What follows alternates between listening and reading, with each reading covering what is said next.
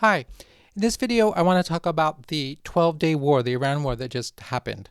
What happened? Who won? Should we be happy about this or sad, or was this a good thing or a bad thing? My name is Michael Shirkin and welcome to my YouTube channel Pax Americana, a conversation about world affairs, global conflict, military strategy, and anything else that happens to be on my mind. Now, part of the challenge of talking about this is that the really important information that we need to know in order to evaluate the outcome of this war is not available to us, to any of us, really, because the information we need to know is going to be highly classified.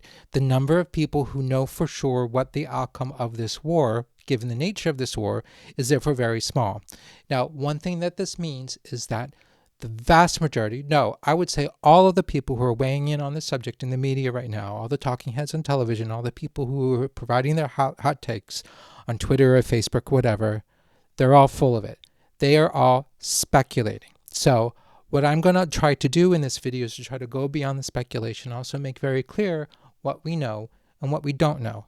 So I will be asking in this video more questions than I have answers to, which might be unsatisfying to you because maybe you would rather I provide you answers.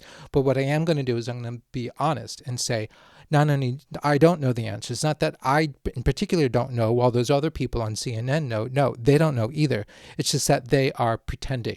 I'm not going to pretend. Also, for the sake of transparency, I want to make very clear that when it comes to this subject, I am staunchly pro-Israel, staunchly pro-America, and very, very anti-Iran. I believe that bombing Iran is a good thing to do, or at least was a legitimate thing to do. I think it should have been done a long time ago. I'm convinced that if Carter had bombed Iran back in '79 with the hostage crisis, or if Reagan had bombed Iran but because of the hostage crisis and because of the subsequent hostages crisis and the blowing up our Marine barracks and blowing up our embassy, etc., I think we all would be in a much safer place, much better place now than we are. But whatever, so here we are today. Just because I have these prejudices does not stop me from being able to think critically about how the war was conducted, what the war achieved, and whether or not at the end of the day the war was a good thing or not. Those, I think, are still fair questions. It just means that I would like there to be certain answers. I would like certain things to be true, but I think I'm good enough at this to be able to acknowledge when it's not true or when I simply do not know. I want something to be true, but honestly, I don't really know if it's true. And maybe it's not true. Let's begin with the following question. What did the war accomplish? Israel's primary war aim was destroying Iran's nuclear program. I believe Israel at least flirted with the idea of regime change, but I do not see any evidence that Israel put in place any real plan for doing so, or if it did, it only just began. It didn't go far down that path, and then it stopped, and then the war was over. So maybe if the war lasted, maybe we would see more regime change kinds of things going on, but it ended, so we didn't see that. The focus for the Israeli airstrikes were the nuclear program, above all, but then also targets associated with Iranian air defenses, Iran's ballistic missile arsenal, and in general the IRGC, which is Iran's, well, frankly, like their SS. What was Trump's objective? I think that's a little bit less clear. If we gave him the benefit of the doubt, then Trump was earnestly interested in destroying Iran's nuclear weapons program. It's something he's been saying for years, that this is something that should be happening. I mean, he has been saying that Iran should not be allowed to have a nuclear weapons program, which I wholeheartedly agree with. But doesn't necessarily mean he's sincere or that he was actually trying to do that in this instance. I have heard some cynical takes that might also be true, but they're speculation. One take is that he just got involved because he wanted to get some of the credit, like he was watching Fox and Friends or whatever, and he didn't like that everybody was saying all these great things about the Israeli airstrikes, so he wanted a piece of that. So that's why he got involved. It's plausible. I'm not saying it's true, but I can't rule it out. Another argument that I heard was that what Trump did was that by getting involved in the war, this gave him the ability to shut the war down. In other words, his motive was more about shutting the war down than about getting involved. I also can't rule that out. Is it true? I don't think so, but it's possible. So let's focus on this issue of destroying Iran's nuclear program. This leads to a series of questions that should be knowable because they're empirical. It's like, is something destroyed or is it not destroyed? But I insist on this. The number of people who actually have the answers to these questions is really very small. I'm talking about people who are inside the Mossad and inside the United States Intelligence Service. Or maybe the U.S. and the Israelis have shared this information with others, like maybe the U.S. has shared this information with Five Eyes. Maybe, I don't know. So what are these questions? Question number one, can Iran's nuclear weapons program be destroyed? I have read some people, some of them informed, apparently well informed, saying that it can't be because the stuff is too deeply buried or too dispersed or this or that or the other thing. So that's one thing. Two, can Israel destroy Iran's nuclear program without U.S. help? Three, did Israel, with U.S. help, destroy Iran's nuclear program? And if not, how badly did the two of them together manage to damage this nuclear weapons program? Now, I should probably add a fourth question to this, which is that can anybody know, will we ever know whether or not Israel and the United States had succeeded in destroying the program, or if not, how badly they had destroyed it? Now, I believe that the answer to the fourth question is yes. And I think this is important. I think it's highly likely that people in the United States intelligence community, some people, and in the Mossad know the answers to these questions, but really nobody else. Why?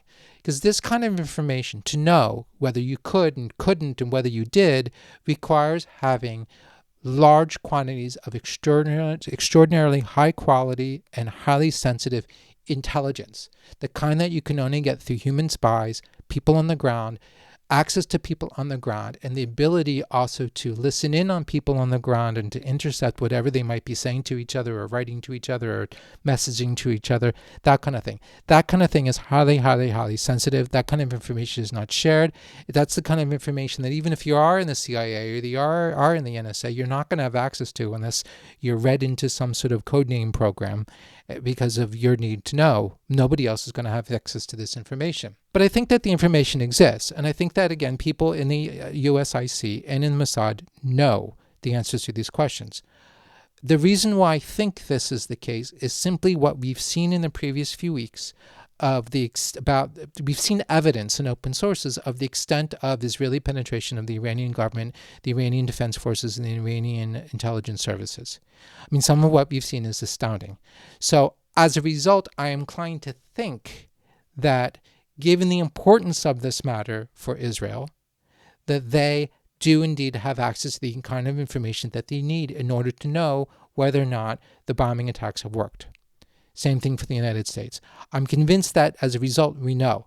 I'm making educated guesses here. I want to insist upon this. I don't know for a fact, but I do think that is highly likely. Given that this kind of information is going to be so sensitive and so compartmented, I want to stress this, only some people in these government agencies are going to even know. The president will know. I think Netanyahu will know. This by no means means that whatever they say in public is going to be the truth. Just because Trump knows the truth doesn't mean that what he's saying is true. Maybe, maybe not. But the real kicker here is that we, as an uninformed audience, or rather an audience who does not have access to this super highly compartmented information, we will have no idea whether or not Trump or Netanyahu are telling the truth. It's frustrating, and I'm sure that's not what you want to hear. You want me to weigh in and say, oh, I think we did it, I think we destroyed it, or we killed it, destroyed 80% of it, or we didn't destroy it at all. I don't know. I don't think anybody knows except for Trump, Netanyahu, and those other people in their agencies who have access to this kind of information. What this means is that the available information makes this whole thing kind of like a Rorschach test. So ultimately, with people who are weighing in pro or con, what they're doing is they're basically helping themselves to whatever information serves whatever narrative they are selling. So they could be pro-Israel narratives or anti-Israel narratives, or pro-Iran narratives or anti-Iran narratives, or maybe it's just pro-Trump narratives versus anti-Trump narratives. And I've seen this. I've seen a lot of really anti-Trump people who are never willing to acknowledge that anything good has been done by Trump, and vice versa, right? So pro-Trump people who are not willing to acknowledge that maybe Trump has done something terrible, or, pro-Israel people who can't acknowledge that Israel's done something bad, or, vice versa. So what I see mostly are people cherry picking, trying to make the case or trying to sell whatever narrative they were already predisposed to be making in the first place, which really doesn't do anybody any good. Now, something that I want to say about information that's leaked, because I know that there's already a report that's apparently some DIA people described a DIA report to CNN, and this became the news, and everybody's saying, oh, DIA says that this stuff wasn't damaged. given the highly sensitive and highly compartmented nature of this information, I think that unless I were to actually see the report, and I don't have it and I don't want it, please, it's illegal, right? Unless I were to see it and actually know what I was looking at, I think it'd be very hard to know how representative this report really is of anybody's particular opinion. What I mean by this is that when you write a report in the intelligence community, and I certainly did this all the time when I was in the CIA, when you write a report, just because you've written a report doesn't mean it's done. It now has to go through this very lengthy review process, beginning with my immediate colleagues, my immediate boss, and then the boss's boss, and then the boss's boss's boss.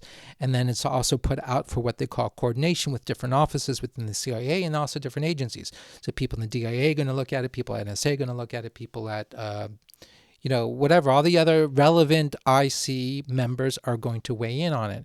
And there's this whole kind of community effort where everybody weighs in on it. And then ultimately when the thing is published, it's going to be published with some sort of sense of, DIA agreed, DIA disagreed, or some sense. And you could thus look at a report and have a sense of whether or not this report does in fact represent the opinion of the intelligence community or not. Maybe this is just the view of one DIA analyst. The other thing is that based on the classification of this report, you could know whether or not this particular DIA analyst did in fact have access to all the things that he needed to know about. It's possible he didn't even know what information was available because this stuff is so sensitive. Let's say there's a certain kind of information because there's somebody in the Iranian missile program who's actually a CIA asset or Mossad asset. Right, he'll be given some sort of crypto. His crypto is Magic Pen, so his report he will be referred to as Magic Pen in all the relevant reporting. And then, but it's not just that he's Magic Pen, that his identity is kind of hidden, but this entire program is going to be given some sort of code word. So this is going to be a dirty mug. I've got a dirty mug here. So in order to have access to whatever Magic Pen wrote, I have to be read into the dirty mug compartment. And thus, anything I might write that uses Magic Pen's information is going to have the classification dirty mug. I'm sorry, I'm making this up, but this is sort of to give you this general idea. But only some people have access to Dirty Mug, which means that if I don't have access to Dirty Mug, I'm not even going to see this report. I'm not even going to know that this report exists. So it's not only do I not know what Magic Pen's been writing, I don't even know that Dirty Mug exists. I'm never going to see it. I have no idea. So it's entirely possible to write a report about a certain subject, being completely oblivious to the fact that there's other information out there that is simply blind, invisible to you, because you're not read into the necessary programs. And that's the sort of thing that might come out in the wash, and people will become aware of it. And also, Dirty Mug reporting might even be on a completely different computer network, which is another reason why I'm going to be completely oblivious to it. The point being is that any report doesn't necessarily tell me anything. The fact that someone in the DIA might have said something doesn't necessarily mean anything. Also, I don't want to sound like I'm mean to DIA, but people write things that are wrong. And as part of the process, when you're in the intelligence community, you are always asked to coordinate on other people's work. So all the time, I got DIA reports that would come across my desk, and I would have to respond to them. And sometimes I'd respond positively. Sometimes I would trash it if it deserved being trashed. For all we know, this particular DIA report was something that the rest of the intelligence community is laughing at. We don't know. Or maybe they never saw it. Again, we don't know. So just because you hear that there's some report that got linked that says whatever doesn't necessarily mean anything.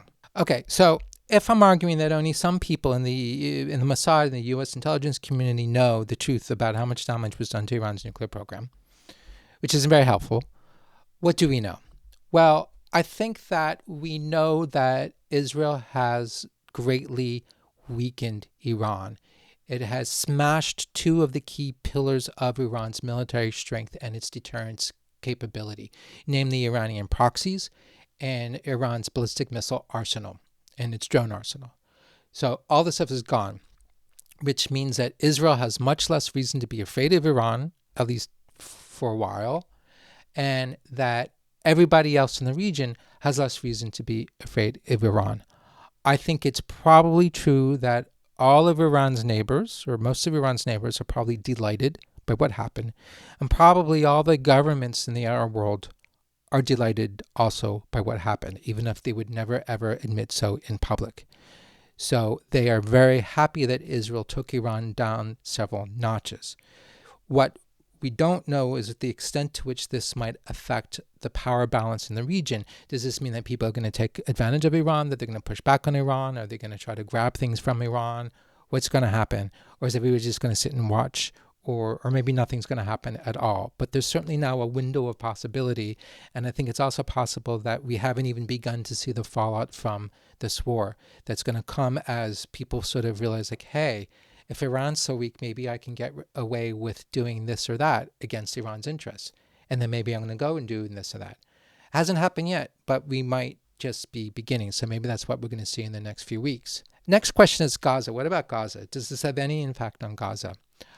I'd say in theory, maybe, and because of two reasons. For one thing, maybe Hamas's leadership will recognize that they are in a much weaker position than they were even just 12, 13 days ago. I mean, already they've been hammered. Already what I believe that Sinwar had wanted to accomplish with 7 October didn't happen. I believe that Sinwar wanted all of Iran and its proxies to jump in and dogpile on Israel. So 7 October was supposed to spark that. It didn't really happen. I mean, it only happened to the extent that like Hezbollah didn't fully mobilize and only attacked Israel enough to make the Israelis decide that enough was enough. Let's go take out Hezbollah. So that didn't work out the way Sinwar wanted. So Hezbollah gets smashed. Iran didn't really do much of anything. The Houthis have been a nuisance, but that's not really a threat. But now Iran itself has been smashed. So where are they? Their main proxer and benefactor is now on the ropes in very bad shape. So maybe this is going to affect the calculus of Hamas's leadership, and maybe this will affect their stance vis-a-vis any kind of potential negotiations or agreements for ceasefires or hostage deals or something like that. Maybe. It's possible. Now, which way it might affect it also remains to be seen, but there's a real chance that there could be some movement on that side. The same can be said for the Israeli government. With Iran's nose badly bloodied in this manner, I think that Israeli leadership has good cause to feel more secure than it has felt in a very long time, because Iran was, and arguably still is, the number one existential threat to Israel. At least for a while now, it's much less of a threat than it used to be, which means that the whole environment is much less dangerous. It's less scary for Israel. And maybe that will affect how Israel sees threats, how Israel perceives the neighborhood. This might also have ramifications perhaps for Israel's view towards Syria. It's hard to say. But either way, it's possible that this will make Israel feel a little bit more relaxed, and thus hopefully a little bit more interested in negotiations or deals or just something. Or the reverse might be true. Maybe Israel decide that with Iran gone, that they can act with even greater impunity because there's now nobody that will stop them. This is also possible. But either way, I think you could argue that what happened to Iran could affect things one way or the other. So I thought that it would be helpful to sort of point to certain things that concern me about this war and why it's hard for me to say clearly good thing or bad thing. To the extent to which certainly it damaged the nuclear program, I think that that's a good thing. So the other things that concern me are the following. For one thing, the Iranian regime seems to remain in place, and the war may or may not, or had the potential of weakening the Iranian regime, but I don't think it lasted long enough. Theoretically, the Iranian public is going to have much less confidence in the regime given that Israel kind of made a fool of it. Maybe. But it's also maybe true that even people who are opposed to the regime within Iran have rallied around the flag, and so the attacks have only increased their support of the regime. This is also possibly true. I would like to imagine that both Israel and the United States have plans. Like if you were to decide to try to undermine the regime and do regime change, here's a plan for doing it. Maybe there's like a 600-page document in a filing cabinet somewhere. That might be true, but I didn't really see any evidence that those plans were at all being implemented. But either way, you have a situation where The mullahs are left in place. The government's left in place. It's angrier than it was before. It's less powerful than it was before, which might possibly make it more dangerous. It's hard to say. But the other thing about the nature of the way in which this war ended was that, as far as anybody knows, Trump didn't impose any conditions. So he didn't say to Tehran, hey, you want a ceasefire? Fine, I'll give you a ceasefire, but you have to meet these conditions. Apparently that didn't happen. Trump just said, hey, we're having a ceasefire. So we're having a ceasefire. So it's not like he used the situation to impose a deal, or Israel used the situation to impose a deal. It's not like, hey, we'll stop bombing you if you do X, Y, and Z. That never happened. So there's no deal, there's no agreement, there's no accord, there's no armistice. We used to have a mechanism through the UN for observing and monitoring the nuclear program, which had its flaws and had weaknesses, but at least there was something. Now there's nothing. And the ceasefire did not oblige anybody to bring it back. There's no obligation for the Iranians to submit to greater observation. Now we have a situation that not only do we not know the state of the Iranian nuclear program, but we're probably less likely to know it in moving forward because there's no more international mechanisms. That's all gone now. So I think that's very worrisome.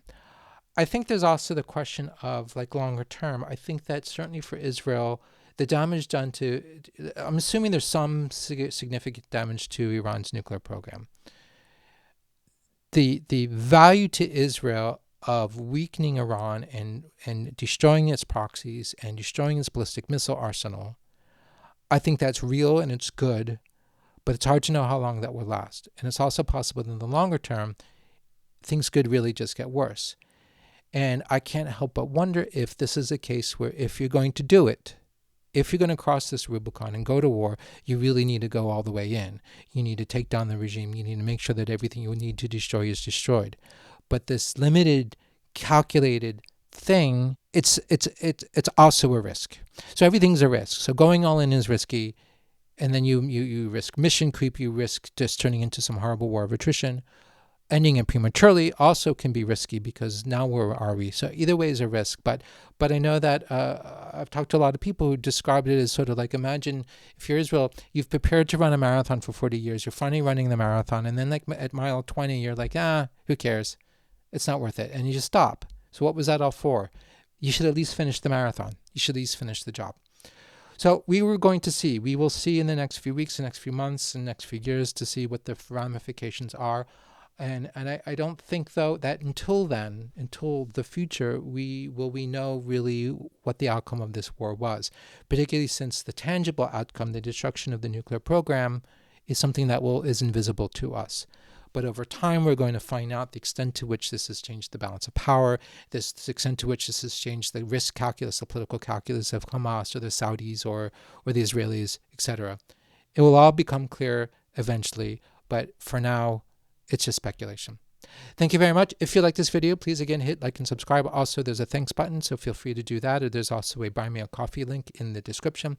Thank you very much, and stay tuned. There's much more in the pipeline, including a video about the Brazilian military, which I know you're all very anxious to watch. Bye-bye.